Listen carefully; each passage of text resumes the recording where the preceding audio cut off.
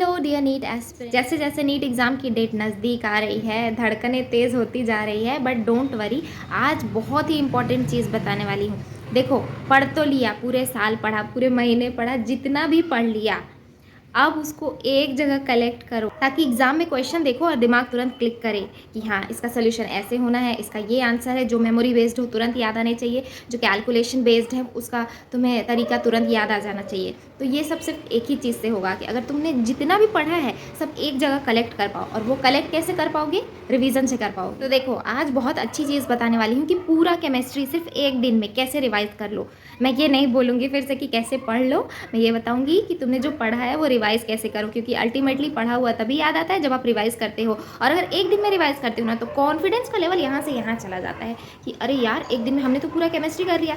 Physics की video मैंने पहले अपलोड कर लिया है, वो देख लेना। और केमिस्ट्री का रिवीजन करने का तरीका फिजिक्स से थोड़ा डिफरेंट है। तो लेट्स स्टार्ट इट। सबसे पहले केमिस्ट्री और फिजिक्स में एक चीज़ जो सिमिलर है वो ये है कि प्रीवियस ईयर क्वेश्चन करने हैं। तो जब से एनटीए नीट कंडक्ट करा रहा है, 2019 से 2023 के चैप्टर वाइज क्वेश्चन पेपर उठाओ नीट के प्रीवियस ईयर और उसको कर डालो। यानी 5 साल के नीट के प्रीवियस ईयर क्वेश्चन करो। और यही नहीं, केमिस्ट्री इतने से नहीं होना है, केमिस्ट्री के एनसीईआरटी के सारे एग्जाम्पल सॉल्व होने चाहिए। ठीक है, एनसीईआरटी खोलो, ऑर्गेनिक, इनऑर्गेनिक, फिजिकल जितने भी हैं पहले राउंड में एग्जाम्पल कर लो। अगर तुम कर पाओ, थोड़ा और टाइम दे पाओ तो क्वेश्चन कर लो, वो बहुत अच्छी बात। कुछ लोग के पास सॉल्यूशन ऑलरेडी होता है, वो कर रखे होते हैं, तो वो कर लो। जिनके पास नहीं है वो भी एनसीईआरटी के सॉल्व क्वेश्चन की बुक आती है, वो ले लो। And third thing is similar to physics की एग्जाम्पलर के क्वेश्चन कर लो। NCERT exemplar is publication of NCERT only. तो जो क्वेश्चन है वो एनसीईआरटी बेस्ड ही हैं। ठीक है, तो अगर आप एनसीईआरटी के एग्जाम्पल कर रहे हो, एनसीईआरटी के क्वेश्चन कर रहे हो और साथ में एनसीईआरटी एग्जाम्पलर के क्वेश्चन कर रहे हो, तो यार 30 to 35 क्वेश्चन तुम्हारे फिक्स हो जाने। मैं पूरे तो नहीं बोलूँगी कि 45 क्वेश्चन, पर हाँ 30 to 35 क्वेश्चन आप कर सकते हो सिर्फ इतना करने से ही। और इतना करने से इसलिए क्योंकि कॉन्सेप्ट पहले से क्लियर है, पहले से पढ़ रखा है। एंड में इतना रिवीजन तुम्हें इतना ज़्यादा रिजल्ट दे सकता है। ठीक है, क्योंकि रिवीजन इज़ द की। अब केमिस्ट्री में बात आती है इनऑर्गेनिक, ऑर्गेनिक एंड फिजिकल। तो आई विल से कि स्टार्ट फ्रॉम फिजिकल केमिस्ट्री।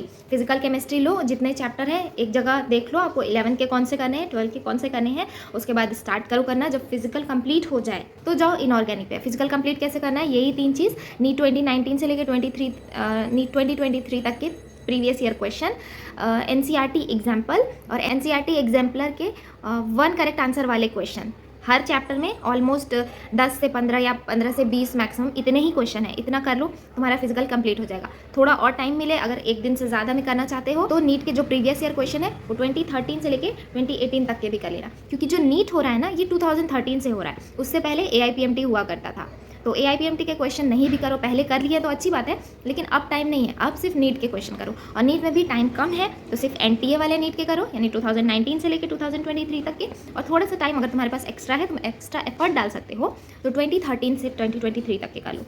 मैंने MTG की चैप्टर वाइज बुक से किया था। This is not a sponsored video, मैं अपना व्यू बता रही हूँ कि मैंने प्रैक्टिस किया था प्रीवियस ईयर क्वेश्चन। और मेरे पास MTG की ही एक NCERT at your finger tip थी, तो मैंने उससे क्वेश्चन प्रैक्टिस किया था केमिस्ट्री, फिजिक्स, बायो में। लेकिन अब उतना टाइम नहीं है। कुछ चैप्टर्स के अगर तुम चाहो कि स्ट्रॉन्ग करना चाहते हो तो कर लेना। NCERT at your finger tips अगर तुम्हारे पास है तो उससे कर लेना, सारे चैप्टर की करने की ज़रूरत नहीं है। ठीक है, फिजिकल हो गया। उसके बाद आते हैं इनऑर्गेनिक। तो इनऑर्गेनिक के भी प्रीवियस ईयर क्वेश्चन करोगे, उससे बहुत आइडिया मिल जाएगा। और प्रीवियस ईयर क्वेश्चन करने के बाद सेम ऐसे ही करना है, एनसीईआरटी के एग्जाम्पल्स करने हैं एंड एनसीईआरटी एग्जाम्पलर के क्वेश्चन करने हैं। ठीक है, लेकिन इनऑर्गेनिक में एक और एक्स्ट्रा चीज़ जो चाहिए होती है ना, वो एनसीईआरटी का रिवीजन। एक बार रिवीजन एटलीस्ट जो भी ट्रेंड्स वगैरह है ना, मेटालिक प्रॉपर्टी या फिर मेल्टिंग पॉइंट, बॉइलिंग पॉइंट, इसको एक बार अगर एनसीईआरटी से देख लो और जो टेबल वगैरह बने हैं ये सब देख लोगे तो अच्छा रहेगा। ठीक है, बात आते हैं ऑर्गेनिक केमिस्ट्री के बारे में। तो ऑर्गेनिक केमिस्ट्री के लिए भी सिमिलर है, प्रीवियस ईयर क्वेश्चन करने हैं। लेकिन ऑर्गेनिक में ऐसा होता है कि क्वेश्चन रिपीट थोड़े कम ही होते हैं, तो मेनली अपने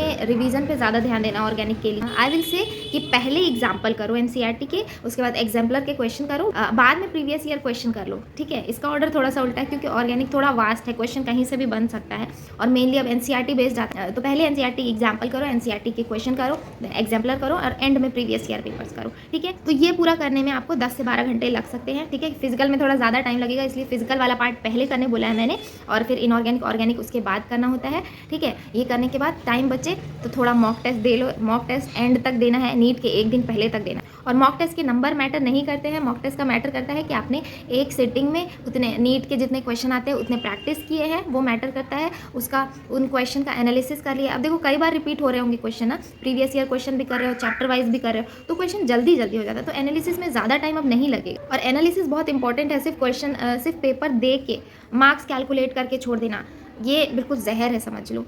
मार्क्स कैलकुलेट करके छोड़ देना। अगर तुम्हारे ज़्यादा मार्क्स आ रहे हैं तो तुम खुश होकर छोड़ दोगे कि चलो ठीक है नहीं एनालिसिस करते, कम आ रहे हैं तो दुखी हो जाओगे। दोनों में से कुछ भी नहीं करना है। पेपर तो आपको एनालिसिस करना ही करना है, वो उसका बेनिफिट तुमको एग्जाम में दिखेगा। अभी लगता होगा कि यार क्या करें, बहुत आलस आता है। ये बहुत ऐसी चीज़ है ना कि बहुत प्रोक्रेस्टिनेट करते हैं बच्चे, मगर ये इंपॉर्टेंट चीज़ है जो मैं बता रही हूँ। तो ये ट्रिक फॉलो करो और मुझे कमेंट करके बताओ। जिसका केमिस्ट्री एक दिन में खत्म हो जाए मुझे कमेंट करके बताओ। कोई डाउट हो तो मुझसे पूछ लो, और नीट रिलेटेड जो भी क्वेरीज है उसकी वीडियो आती रहेगी।